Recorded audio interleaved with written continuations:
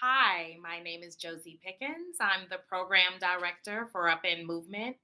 I'm joined by Bill Betancourt, Leonard Burton, Alan Detloff, and Maya Pendleton.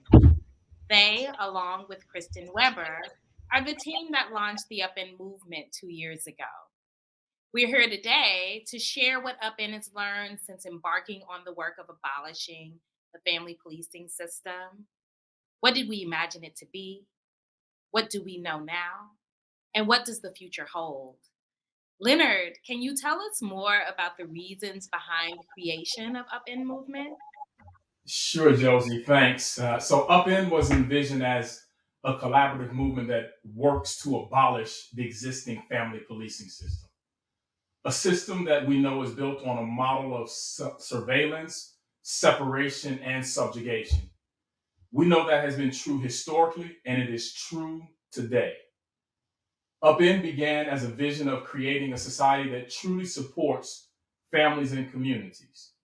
We know that a beloved society must first be imagined and then created.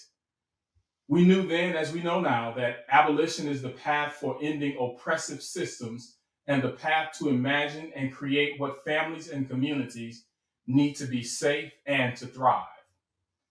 2 years ago, we purposely chose Juneteenth as the day to formally begin this work. Juneteenth is significant as it is a day that represents freedom, freedom delayed, but never freedom denied. That's the hope of this movement, true freedom and liberation for families and communities. We know that's only possible through abolishing every carceral system, including the family policing system, which is the focus of the upend movement. Thank you so much, Leonard. Bill, can Yeah, you tell us a bit more about the vision for upEND as a collaborative movement? sure, Josie. Thanks.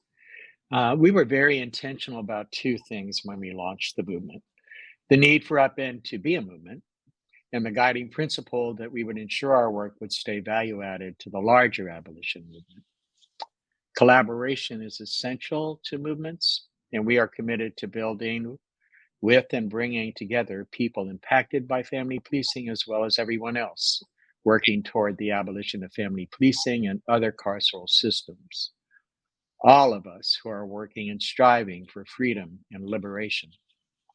As we began to explore what a world without family policing would be like, we spent our first year seeking out other organizers to imagine, dream, and collaborate with us. A year ago, we shared that vision for the future with a set of ideas called How We End Up, which we created with our peers and co conspirators committed to abolishing the family policing system. Thanks, Bill. Alan, can you tell us a bit more about how we end up? Thanks, Josie. Yes. How We End Up is a set of ideas about how we can improve support and care for children, youth, and families as we move towards abolition of family policing. The goal for documenting these ideas was to encourage conversations about how to ultimately achieve abolition. And we offered this as a living, learning document. We know that we don't have all the answers then, and we don't have all the answers today, but How We End Up was a key step to challenge and improve our ideas. It also showed us areas where our thinking needed to expand. And as we began to engage more with these ideas, we saw how family policing is built on a foundation of carceral logic. We came to understand that carceral logic is as deeply embedded in the family policing system as it is in our systems of policing and prisons. That has led us on a year-long exploration about what carceral logic is and how it manifests in the family policing system. Thanks, Alan. Maya, you were a contributor to upEnd's exploration of carceral logic this year. Can you share more about that? Thanks for that question, Josie. Hi, I'm Maya Pendleton, and I co authored Surveillance of Black Families and the Family Policing System with Victoria Copeland to highlight the specific and insidious ways Black families are targeted. It's important to understand that surveillance, along with regulation and punishment, are components of carceral logic.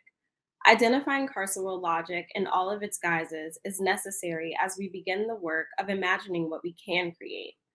The world we imagine must be free of not only carceral systems, but also the thinking that sustains those systems. Thanks, Maya. And that takes us to what we are looking forward to at UpEnd. This fall, we will hold our third annual convening where we will gather to discuss carceral logic and begin imagining and dreaming together in community.